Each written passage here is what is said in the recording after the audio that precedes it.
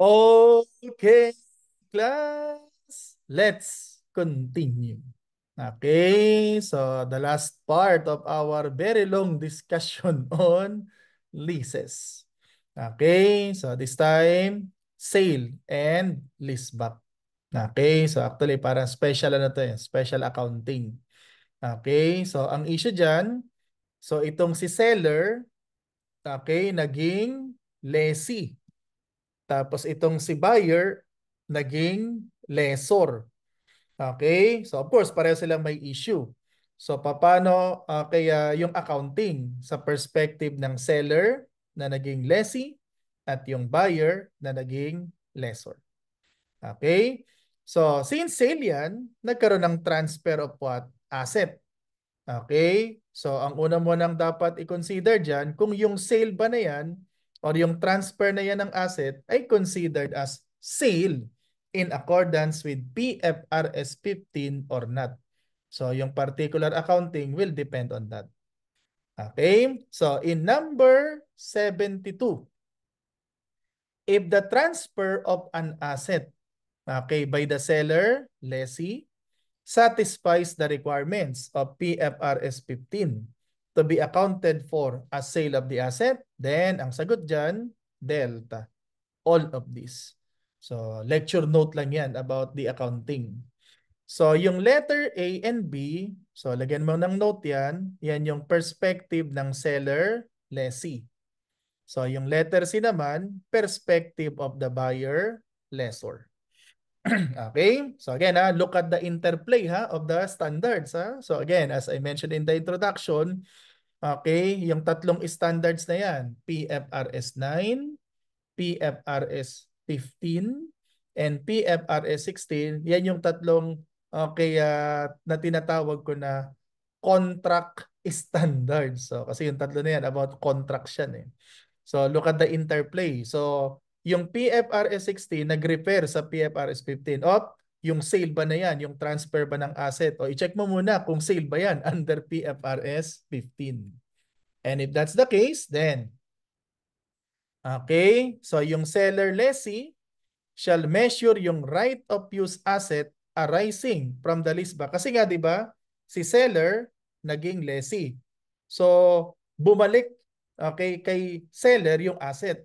So since lessee siya, pag long term yung lease, kailangan i-recognize niya uli yung asset. So mangyayari diyan dahil sale yan, i-recognize yung underlying asset. Tapos magre-recognize ng another asset, yung okay tinatawag nga na right of use asset. Now, ang alam natin, di ba? Pag right of use asset, anong measurement niyan? Cost. Okay? So, kaya lang, pag sale and leaseback, kumbaga, mayroong special accounting. So, hindi na yung cost as okay, defined, okay, as noted earlier. So, ito na yung pinaka-cost niya.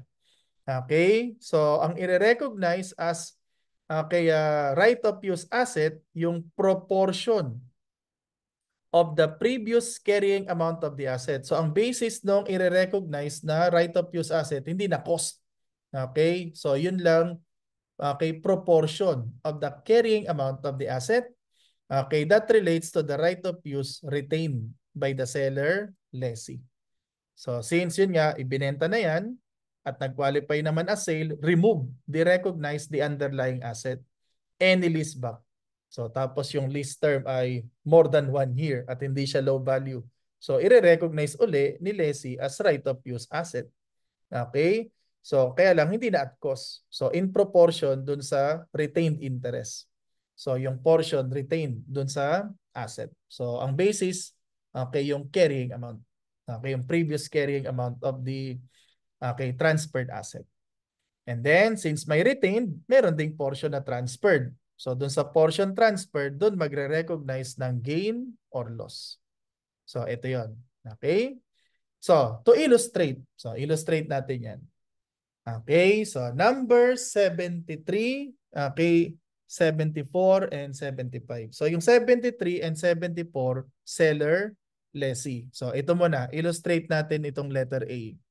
Kung magkano yung i-recognize as right of use assets. Okay? So, ito yung background.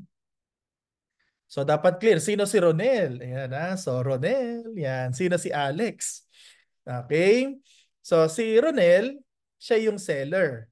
Okay, na naging lessee. So itong si Alex, siya yung buyer, lessor. Okay? So doon muna tayo sa perspective ni Ronel. Okay, siya yung seller, lessee. Okay, so in-specify ha.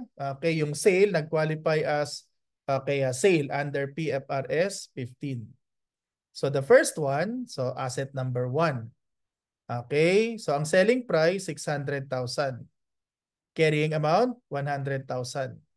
Okay, economic life 10, tapos ang lease term 8. So binigay na dito yung percentage ng present value of the LP, okay, doon sa selling price.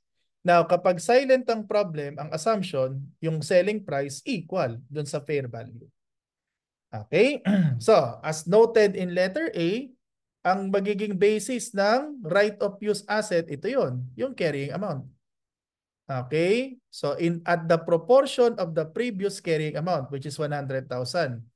Okay, that relates to the right of use retained by the seller lessee.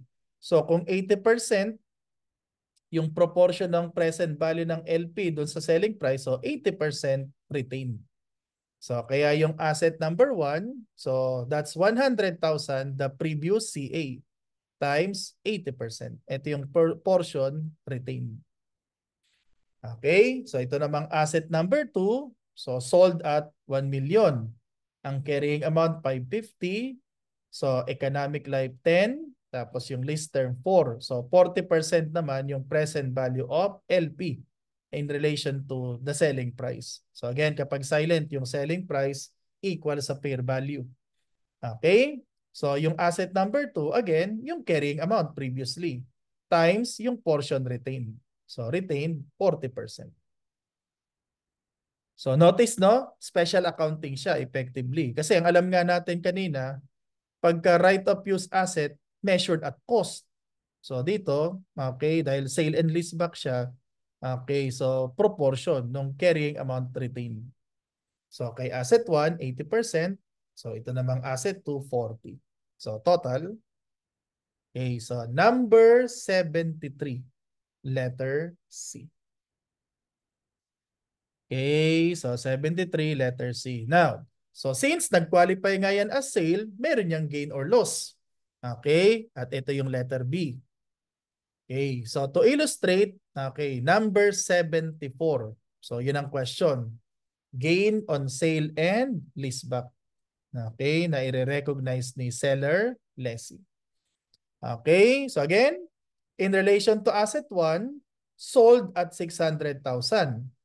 Magkano yung carrying amount? 100. Kaya 600,000 minus 100,000, yun yung total gain.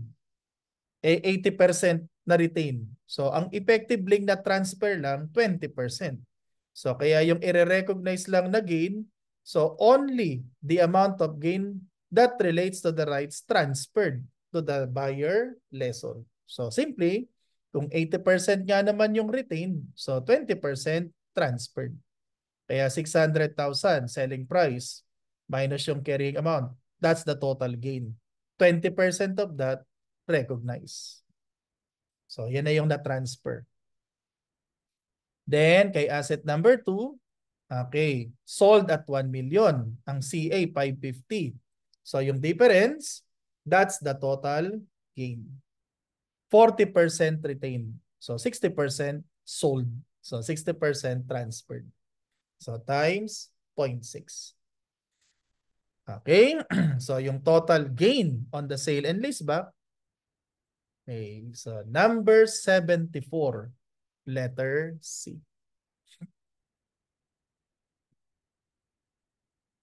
Okay, so yung 73 and 74, perspective of the seller, lessee.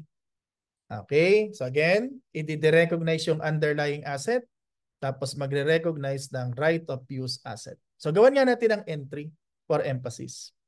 Okay, so debit, cash. Ito yon. So yung selling price. So asset number 1, 600,000. Asset number 2, 1 million. So total, 1.6. Okay, debit, right of use assets. Go back to number 73. So yan yung na-compute natin sa 73. So debit right of use assets. Okay, so credit yung underlying assets. Ito yon, 100,000 and 550. So credit, okay, total 650. Of course, kung available yung cost at yung accumulated depreciation, cancel natin yung cost at yung accumulated depreciation. Okay? So again, dahil long-term yung lease, so may right of use asset, may lease liability. So credit, lease liabilities. Okay, so yung asset number 1, yung present value ng LP, 80% ng selling price. Kaya 600,000 times 0.8. Then yung asset number 2, 1 million times 0.4. Total. So credit, lease, liabilities. Okay, so and then yung na-compute natin, yan sa number 74, credit what? Gain on sale and leaseback. Okay, so again so effectively, no, special accounting, yung sale and leaseback. So yung right of use assets, instead at cost, so in proportion dun sa previous CA. Okay, tapos yung gain, so hindi lahat i-recognize. So yun lang portion transferred. Okay, now, on the part of the buyer lessor, okay, so ito yung letter C sa number 72. So the buyer lessor shall account for the purchase of the asset applying applicable standards. Kaya kung let's say yung binili na yan ay PPE, so apply PAS 16 in relation dun sa initial measurement of cost. And then for the lease, so apply PFRS 16. Yun nga lang, syempre pag lessor na, ika-classify muna yung lease. So yan ba ay finance or what? Operating. So hindi katulad ng lessee. So pag long term, automatic may asset, may liability. Okay? At dyan sa number 75, ang requirement, okay, annual depreciation of the buyer lessor. Okay, so i-check muna natin kung ano yung related lease. Kasi kung yan ay operating, the lessor will continue to recognize the asset and will depreciate it. Pero kung yan ay finance lease, again, wala na yung asset. So, i-recognize na yung underlying asset. No more depreciation. So, in relation to asset 1, meron bang indicator of finance lease? Yes, this one. So, yung lease term, i-divide mo ng economic life, that's 80%. So, 80% ng economic life ang lease term. So, that is what? Finance lease. At dahil finance lease yan, anong gagawin ng buyer? I-recognize siya muna yung nabili niyang asset. Pero dahil finance lease, i-recognize niya rin yung asset. So, dahil yan ay finance lease, no more asset. So, no depreciation. Okay, ito namang asset number 2. Meron ka bang nakitang TOLPs and CRs? So walang TOLPs, walang CRs. So asset number 2, operating. So the lessor will continue to recognize that and therefore will continue depreciation, will recognize depreciation. And that's how much? 1 million, the purchase price. So divide natin ng 10 years. So silent, the usual straight line. So again, since asset 1 is finance lease, no more underlying asset, no depreciation. Asset number 2 is operating, so okay, continue recognizing the asset. Total? Okay, so number 75. Bravo. Okay, 75. Bravo. Now, as mentioned earlier, dahil silent ang problem, anong naging assumption natin? Yung selling price na yan equal to fair value.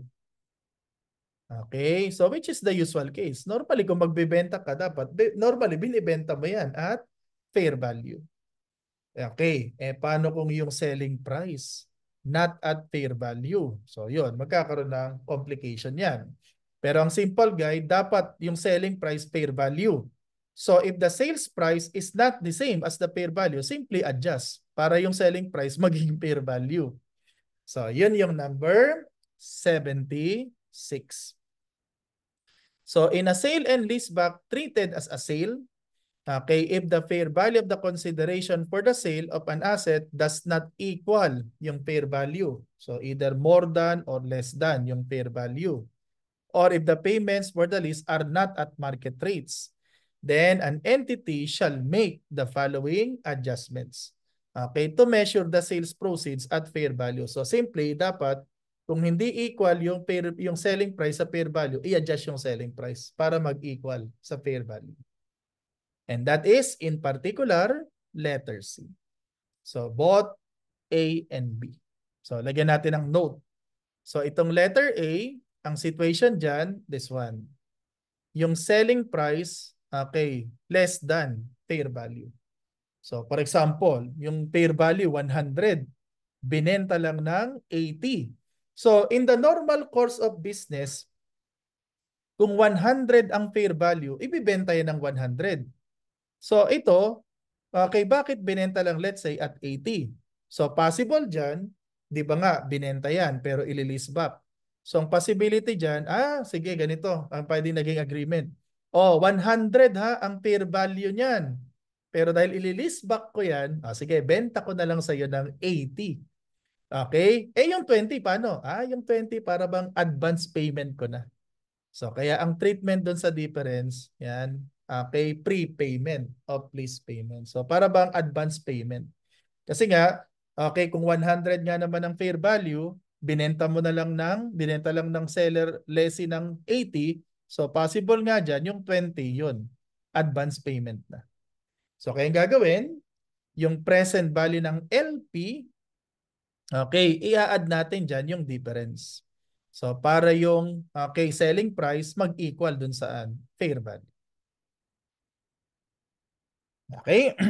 So ito namang letter B, ang situation dyan, selling price more than the fair value or higher than the fair value. So again, dapat yung selling price naka-fair value. So let's say 100 lang ang fair value, binenta ng 120. So ang possibility dyan, yung 20, para bang additional financing na pinrovide ng buyer lessor. Okay? So kaya yung difference between the selling price and the fair value, so kung dun sa advance payment ay i-add natin dun sa present value ng LP, ito naman ima-minus natin. So considered siya as additional financing provided by the buyer lessor. So para yung adjusted present value, yan, equal na saan? Fair value. So basta ang bottom line dapat naka-fair value. Kung hindi, adjust. Okay, so adjust yung selling price. Adjust yung present value of LP to consider the difference. Okay, now, so paano naman kung yung transfer hindi nag-qualify as sale? So that's number 77. So if the transfer of an asset by the seller lessee does not satisfy the requirements of PFRS 15 to be accounted for as a sale of the asset, then ang sagot dyan, delta.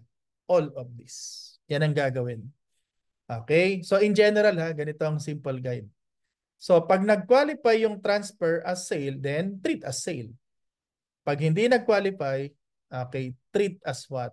Borrowing. So yan ang simple guide. So again ay hindi pala to sale, borrowing yan. So anong ibig sabihin? Para bang ginamit lang ng seller lessee yung asset as what? Collateral. So borrowing siya, hindi siya sale. So kaya anong gagawin ng seller lessee? Letter A. The seller lessee shall continue to recognize the transferred asset. Do not remove, do not derecognize the asset. Paano yung proceeds? Kasi may selling price yan. So treat the proceeds as what? Ayun, financial liability. That's why, ang sabi ko nga, kung yan na hindi nag-qualify as sale, anong treatment? Borrowing. So yung proceeds, treated as what? Liability. So para bang ginamit lang yung asset na tinransfer as what? Collateral. So yung on the part of the buyer lessor, hindi niya i-recognize yung binili niyang asset. Instead, magre-recognize siya ng financial asset. So si seller lessee, loans payable. Parang loans payable. So si buyer lessor, loans receivable. Okay, tapos yung asset as collateral. So ibig sabihin pala niyan, okay, kung si seller lessee may liability, financial liability, si buyer lessor may financial asset, hindi na covered yan ng PF, hindi nga covered no, ng PFRS 15, hindi nga nag-qualify doon. Hindi na rin covered yan ng PFRS 16. So yung contract na yan, ibang standard na. And that is what? Letter C, PFRS 9. Kaya look at the interplay no, of the three standards. So kung yan ay financial asset, financial liability, financial instrument yan. So ang i-apply, PFRS 9. So kasi nga borrowing yan basically. Pero kung lease yan, yon apply PFRS 16. At kung sale yan, PFRS 15. Okay, so again, pag hindi nag-qualify as sale, simply treat as what? Borrow. Then apply PFRS 9 and not, okay, PFRS 16. Okay, ayan. So, yan ang napakahabang discussion on leases. Actually, ang dami kasing perspective nga. So, may lessor, may lessee, tapos sa part pa ng lessor, meron pang operating and finance. Okay, so now, in your material, meron tayo diyang, as usual, illustrative problems. And in the illustrative problems, okay, so dyan na natin highlight yung entries. Okay, so of course, may solution na yan. Okay, so dun sa illustrative problem 1, so merong option to buy at a bargain price. Okay, so nandyan sa illustration natin, kung yung option ay in-exercise and in case not exercise. So since option yan, right yan, pwedeng gamitin, pwedeng hindi. So yung number 2, merong guaranteed residual value. So highlight natin dyan, what if yung fair value nga at the end of the lease term higher, okay, or lower. Yan. So ano magiging entry? So yung problem number 3, okay, so ito yung may variable payments with rent review.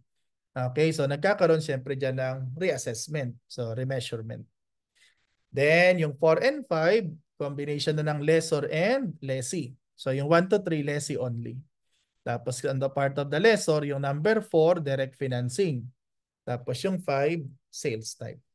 So yan. So okay, so try mo yan ha, yung illustrative problems para ma-practice ka dun sa mga journal entries. Okay, so that's accounting for leases. Okay, so that's it for this video. Okay?